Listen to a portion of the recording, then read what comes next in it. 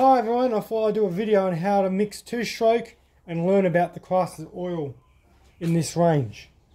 This will be about my third attempt to do this video. Oh, bloody hell. There's different classes of oil for what equipment you use in this day and age. In this day and age, if you're using a Husqvarna, a Stihl, a New Echo, you'll find out a lot of those are 50 to 1. Yeah, 50 to 1 oils. Same as all your home lights now, and your Pullens and your Arobies. All that modern EPA. But they are jetted for it. Because modern oils, I've taken out a lot of these older oils. I've got this arranged in a certain way. Because I'm going to go from worst to best to help people out. Now, I am missing one oil, but I'll get around to it. But there's different grades of oil and different ratios you mix them up as. A lot of your older equipment, like your old Suzuki lawnmowers, your old Victors here in Australia, a lot of old saws, if you're running a mineral base oil, they will run at usually a 25 to 1. You know, going back in the days, used to go back to 16 to 1. That was usually 16 to 1. It was SAE 30 oil mixed with whatever fuel you had, but those days are long gone. This modern day, modern lubricants makes a whole big difference. I have eliminated castor oil here. That's more for race bikes and stuff. That's the best oil out of a lot of them for high speed stuff, but they'll eventually come up your engine. So I'm going to go from left to right here and let you know what's happening. There are different grades of oils around. You've got a lot of old TC oil, which is the TAPI TC oil. That's the old American standard from about the 70s to 80s. They've got a plus version now, but it's an old standard. And a lot of them moved to a JSO, the Japanese standard, which go FA, FB, FC, FD. That's the big difference between, you know, FA is better than the TCI in terms of, you know, in the grading as they do to it. Some oils don't have the markings on them, but they are equivalent. But you'll see the packets when you have a look at them. FA is your basic mineral. Not much, you don't get much for it, but it's good. FB is the next standard up. You know, that is a higher quality oil in different range to meet that specification. But when you start hitting TC, so FC and FD, FC is superior to FB, and FD is superior to FD. So FD is superior to FC, I should say. FC and FD have detergents in them. They get a lot of your they keep a lot of your smoke right down, but it also gets rid of a lot of carbon build-up. I had an uncle who used to run all his gear on 25 to 1 TCW3 oil, which was just the old Shell Nautilus oil, and his bores are always were clean, and so was his muffler because it's a heavy detergent-based oil. Not good for, you know, chainsaws, whippersnippers, because it runs at a lower temperature, because it tends to burn off a bit when it's hot. But his balls are clean because it had the detergent in it. So I'm going to go from left to right here and show you again worst to best, and to a caveat to it too. You know, when you buy something, sometimes they will come with oil. That's where this guy comes in. It just says ethanol shield. I'm not too sure who makes the oil.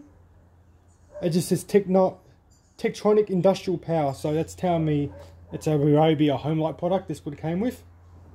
The reason I say here in Australia you should be careful of these, because this makes 40 to 1 or 50 to 1, depending on how much you put in it. But it makes a gallon. A lot of people don't realise a gallon is smaller than 5 litres here. If I grab my Spectre bottle here, and get my other bottle here, Australian jerry can is 5 litres. That's how we make them here in Australia. This is a Canadian Spectre. It's 5 litres, but it's also marked 1¼ gallon and 1 gallon. So if I were to tip 5 of this into 5 litres, she's suddenly not 50 to 1. She's suddenly around about 60 to 1, 70 to 1. If I tip that into a 5 litre jug. So that's a fair old difference. And that, you know, in a brand new engine could sell disaster. I don't like... I see people mix stuff up in these little bottles. I don't like them, but I'll get into that in a minute. But if you mix it up properly and you knew that you mixed it up, it's probably not a bad oil. It's an American grade oil, but what it is I don't know. So it's a mystery bottle. But keep an eye on any of this stuff. Is your date patch, your date code on new oils. It tells you when it was made. I guess 2020. This would be still fine. But if you had something which has been sitting on the shelf for 5 years in the sun, oil breaks down over time. But that's my first caveat on that. Out of the way. We got your standard Shell 2T. This is an FA class oil. This is your one most of your old gear and your new gear. But it'll eventually carbon up your new gear. As in, if you're running this in, say, let's just take a new pull and leaf bar as a standard, and that says 50 to 1 on it, using whatever oil. It'll be either Homelite oil or something. It will tell you what grade of oil that will be running at. If you're running this at 50 to 1, this would be quite lean. Now, this will run at 50 to 1. I have a marker on the side. But being FA class oil, it is a better oil than the old oil. Now, I wouldn't run this stuff at 50 to 1 in the modern engines. It's an old style oil. It'll run probably, you probably get years out of it. That's not really a problem. Eventually, you know, you get a lot of stuff with cat converters and stuff you get in your gear now, that can eventually come back to bite you. But in the older stuff, this stuff shines at 25 to 1, even 32 to 1. This two classes of oil, or these two oil here. If you're Australian, you'll definitely know the old Greenkeeper's mineral, premium mineral. It's an FA oil. It doesn't say it on the particular box, but I looked up the data sheet for it. Oh no, I'm telling a lie. Meets and exceeds JSO FB. I must be looking at the old bottle in the other shed. This, you wouldn't believe it, is the same class rating as the Steel Ultra here.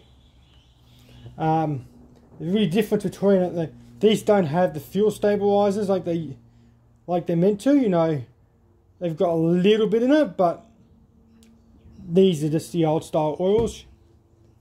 You know, the old Victor here, and one of these for years.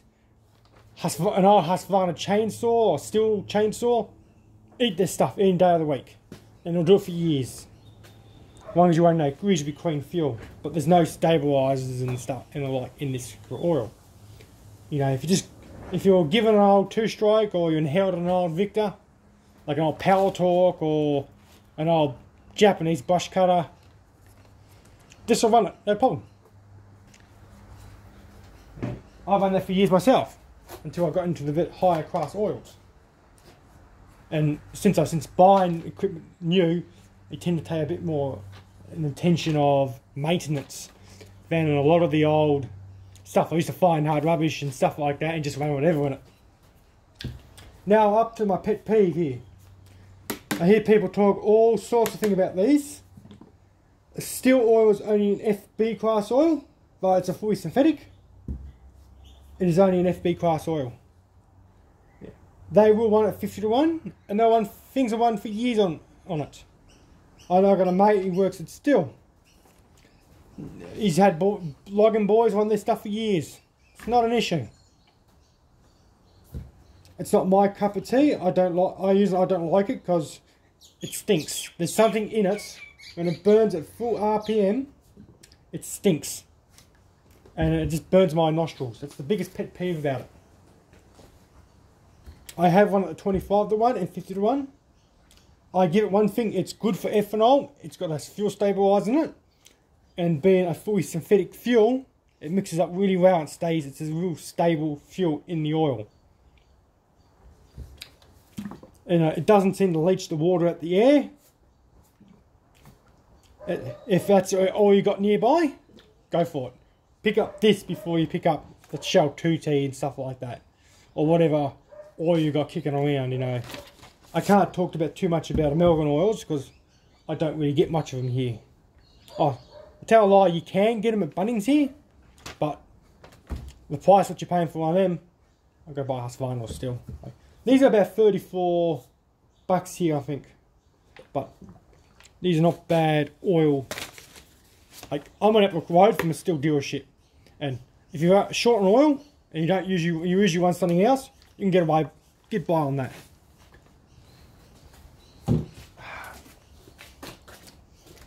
And you got this oil. I bought this on special for about $9. I've got about 3 of these. They're all marked down. It's made in the UAE. It says Ferrex on it. Fully synthetic. What grade? I've got no idea. You'll see it at Aldi all the time. They will run just fine on most things, but it doesn't really tell you what it tells you, as in your JSO with TDC, so TPI I should say. But it would run anything old school. A fully synthetic fuel in an old school engine, it's not a bad thing. They run a lot cooler with the newer oils. You know, you can see at room temperature and how much more liquid it is. Now, if I pick up the old mineral oil down here, you see how it sticks? This stuff's like water. So that will start lubricating it before your engine warms up. That's where most of your wear happens on your engine before they warm up. It's cheap oil. Usually you buy it when you buy something at Aldi at the same time. But here in Australia, the Victors won't care. You know, you can mix it to 40 to 1. No, you know, it'll go down to 50 and 55, but even at 40 to 1, this is the one most things here in Australia. Most things modern, you know. It doesn't really stink, so it's all good in its own right. It's the old Trifecta up here. This is the old style engine oil. I use it in my Victors sometimes. That's all the old pumps. You know, it's just an old oil class oil. It's actually an old bottle of this. This is about, oh god, this will be maybe 8 years old now. But it does the job. Can't fault it, but don't be mixing a 51 fight your Stihl, because you might have a bad day. It'll run it, but you'll shorten the life for your brand new $600 brush cutter quite a bit. Now I'll get up to the upper class oils here. These are the better oils. These are the ones you can run up 50, even 80 to 1. This is what I usually typically run. It's made by Peak Lubricants here in Dandenong. It is a TPI TC class, but it also meets JSO FD class. Because you can get, that means if they reach that JSO, I should get in the camera probably better here. If it meets that JSO mark, it's going to easily meet the TPI, because TPI is a lower setting. But this has got good detergent in it. It might smoke a bit when you start it, but I run engines flat stick on this, like chrome, it's like alloy bore, cool bore, prawns and the likes, and I haven't had a problem with it. I've been using this for, you know, I mix up one of these in 20 litres, and I'll go for that 20 litres in summer, 20 litres in about a month, because Big Victors here chew fuel. And it will pull the carbon out of engines. You know, it's really good stuff. It's always got a nice layer of oil on it. That's my general pick. Just remember when you pick these up in the shop, there's another bottle of this sitting beside it, and that's an FC class oil. It looks the exact same packaging until you look down the bottom. But everyone's is good, you know. I've got no problem on this in a Stihl or Husqvarna. You know, brand new Stihl Husqvarna 50 to 1. So that's my pick for the average person, you know. That's some nice oil. The engine doesn't run hot. It's got a fuel stabiliser in it. So I get a full month out of my fuel. Not a problem. When you get up to these oils, that's my still oil. Sorry, still oil. It's my Husqvarna oil, I should say. I'm an absolute knucklehead. These cost about $20 a litre here. FD oil. It is a Swedish made oil. Sorry, it's a Belgian made oil. The old one I got Swedish. My bad. These are, it's what oil I run. A lot of boys here I know run this, even in their stills. I reckon it's a better class of oil compared to the still. There's the other one. There's the only one I bottle that's kicking around. Because I use this stuff as engine lubricant when I build engines. This and this, I wasn't a fan of this at first. I found it smoked a bit, but since then they've changed their recipe, and these eat this alive now, and that's why that doesn't get used. Because I'll go for this before I touch that. I reckon it's a better class of oil. Anything I want in anything, you know. I bought a brand new, what was it down here? 525 RS. That's a good old. It's a brand new whipper snipper, 50-1, that's all I run, and I've already put 10 litres for it, and the bore is spotless, the spark plug is spotless, the detergent works good, it doesn't smoke, it's really good. I even just threw some in my uncle's FS only about half an hour before this video. He just came and picked it up, and yeah, that's just running like a dream on this now, compared to the stuff he had in it.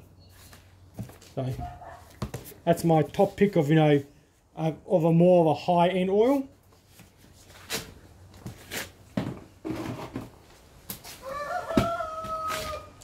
And you get to this stuff here. This MC oil. This is more your race oil. This is more of your, it's a proper ESAB fully synthetic oil. It's a laboratory oil. This is about 44 bucks here in Australia to buy this 1 litre. I only really use this in my ultra high compression saws, which I build occasionally, and like, you know, it does meet, you know, JSO FD and all the other settings and stuff like that. The only one caveat with this one, it's expensive. Sorry, two caveats. One, expensive, and it's hydroscopic. You throw this in fuel. I threw some in the whipper snipper just to see the whipper snipper was going to run, because there was only fuel sitting next to me at the time, and I left it in the shed here for about 3 weeks and came back. There was that much water on the bottom of it. It's hydroscopic as anything, but it's the best oil you really can get, you know. In my big race, in my big bore saws, that's all I run. But I'm only run that big saw in winter, and this lasts a long time. I'll get nearly 2 years out of this, but it's a completely different class of oil, and it does stink a bit, but you know, it's only for high compression oil, so I wouldn't recommend this for the average homeowner, unless your son's got a dirt bike and you need 2-stroke oil and just pinch it.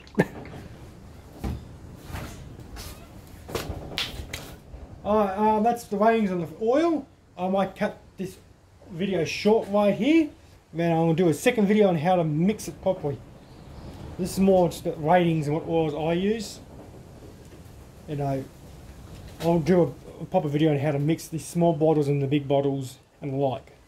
Don't have to be a big drawn out video. Alright, I'll catch you around in the second video.